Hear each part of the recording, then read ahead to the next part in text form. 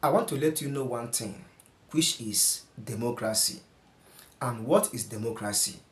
Democracy is the government of the people, by the people, and for the people. But now, in some parts of Africa, especially Africa, democracy is no longer what we practice in Africa. Not only in Africa, to be honest with you, but mainly Africans do not deliver that West democracy. Now, if you watch the video I am going to play for you, you will hear what the Prime Minister of Babardos said concerning democracy.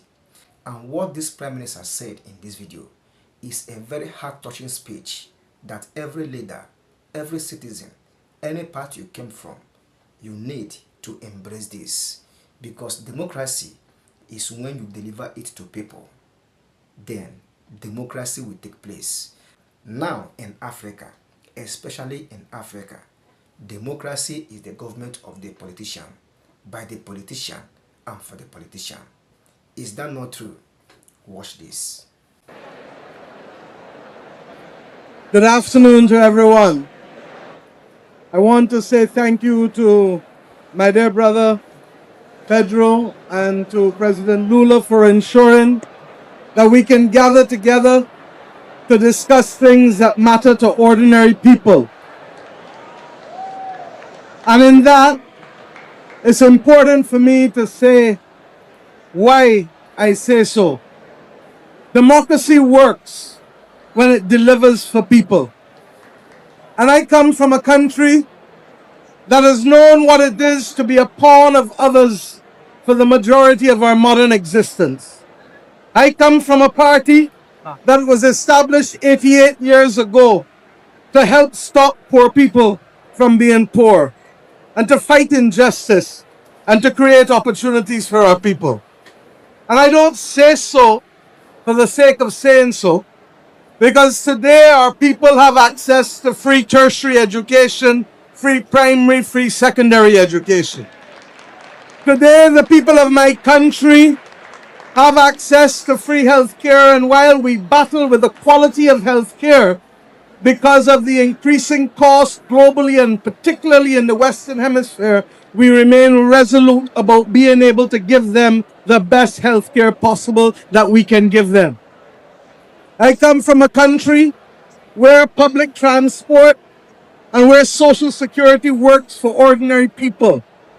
I come from a country that introduced a minimum wage in the middle of COVID, when others said that the economy would collapse. And we said, let us try. And we tried and we introduced it, and the minimum wage has been increased twice in the last 6 years.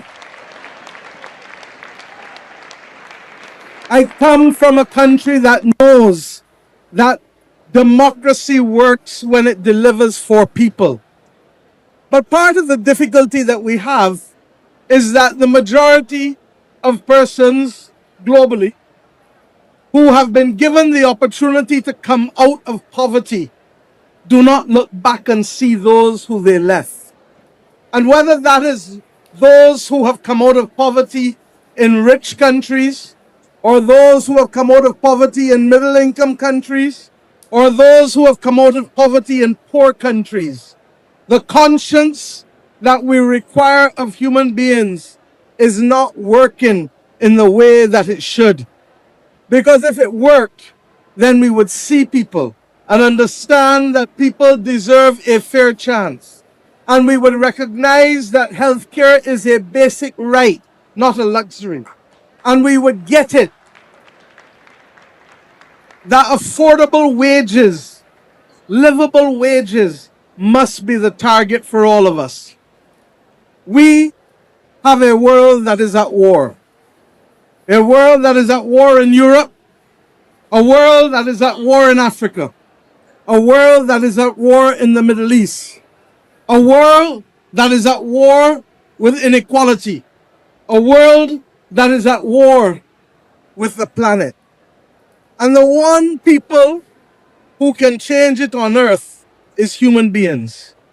But we have to choose to do better.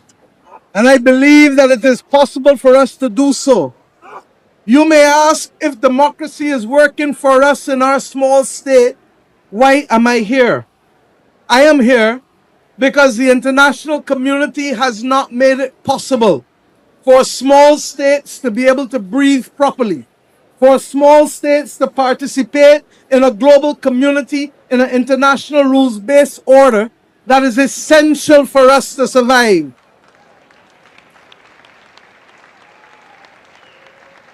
I am here because 80 years after the Bretton Woods institutions were created, and created in the image of the handful of countries that existed at the time, they still do not see small states. They still do not see developing states. They are still prepared to accept that 600 million people can go in the world without basic access to electricity, that water and food insecurity is as large as it is, regrettably, among the majority of our people.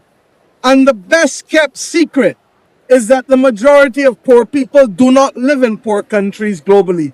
The majority of poor people live in middle income and upper middle income countries globally. And this brings us back to the reality of choice. We have choice about how we spend our money. We have choice about what matters to us. And we have choice ultimately about what battles we fight and what wars we start and what wars we end. And we will only be able to achieve that if ordinary people hold ordinary leaders to account, and if leaders remember how they got there rather than forgetting the ladder upon which they climbed to be able to exercise power.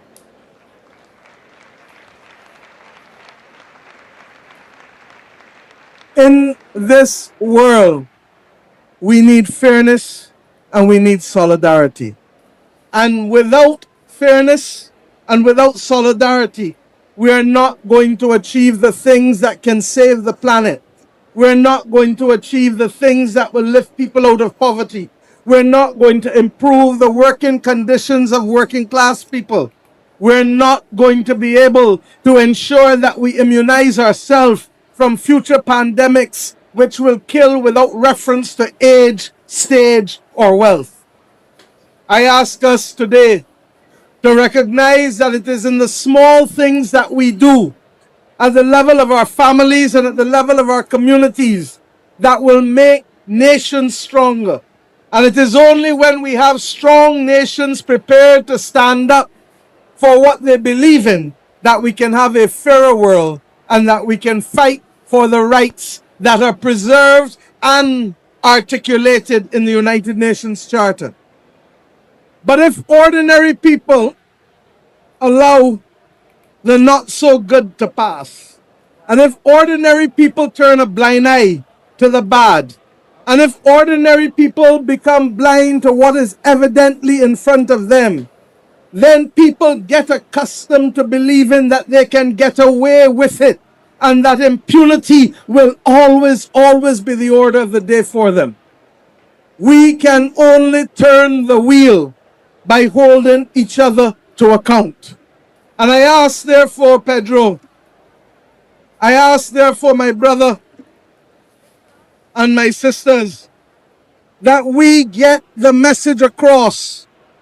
And principles will only mean something when it is inconvenient to stand by them.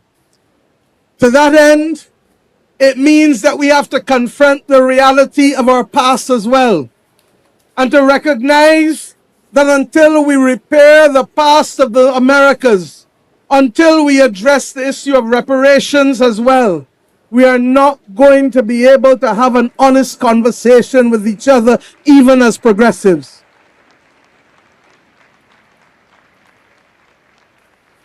I ask us equally to recognize that we do not live in an echo chamber.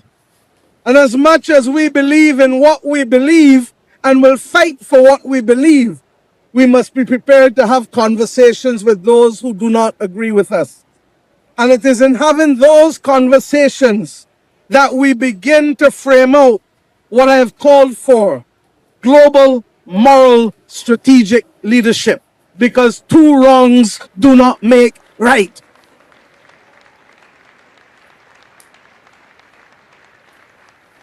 Global, because the whole world is now affected by a movement that does not see people and that wants to continue the deepening divide of wealth and poverty.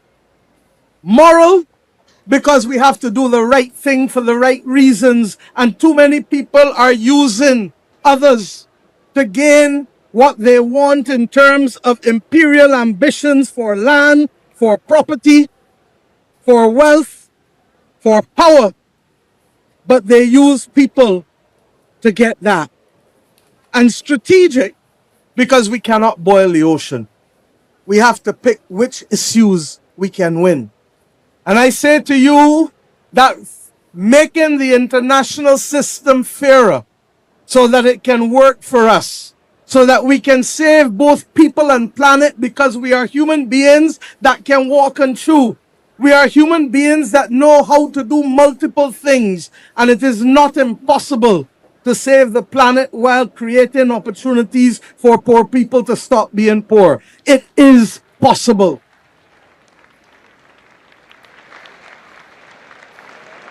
And it is against that backdrop that I want to be able to bring to this platform a man whose work has reflected strong moral strategic leadership, seeing people first, working through the union movement, working ultimately as a leader of people in his own country, and fighting against the odds to continue to speak truth to all who will listen. My brother, the President of Brazil, President Lula, has stood up for these values, and he has the benefit of a country that is the size of the largest of the countries of the world. And he has therefore the ability to shape and to lead.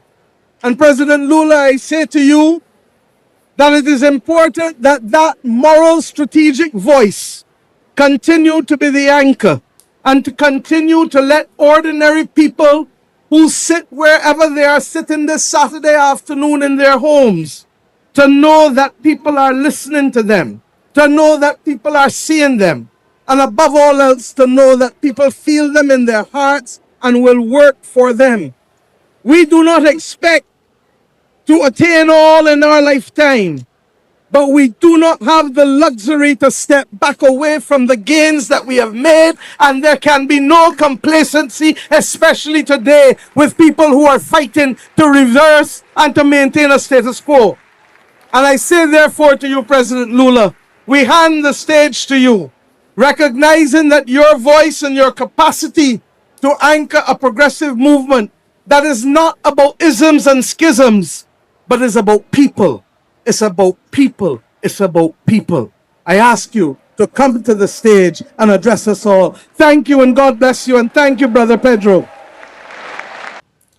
Honestly, may God come to the aid of Africans, especially African continents, because if you come to Africa, Africa is the most, in fact, the most undeveloped continent. Go to Europe, go to Asia, go to other continents.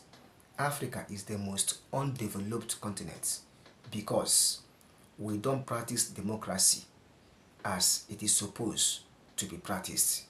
Look at what is happening in some African countries in terms of election rigging. People will vote and vote for their candidates and vote for the person they want. All of a sudden, it will be turned around.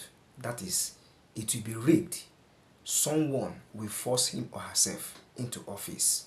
I am very excited to hear this message from the Prime Minister of Babardos. What she said is very important. So I will urge Africans, at least let our democracy start counting. And I believe that if democracy starts counting in Africa, in no distant time, Africa will change for good. Thank you for watching. Let me stop here. I hope you get value from watching this video. and you enjoy this video, please make sure that you follow this channel, because you will be getting confirmed, updated news that will help you to know what is happening. Hit the like button, subscribe, and make sure that you turn on the bell. Anytime I publish the next video, you will never miss out, and you will also know what is happening. Thank you once again. I really appreciate your time. Bye for now.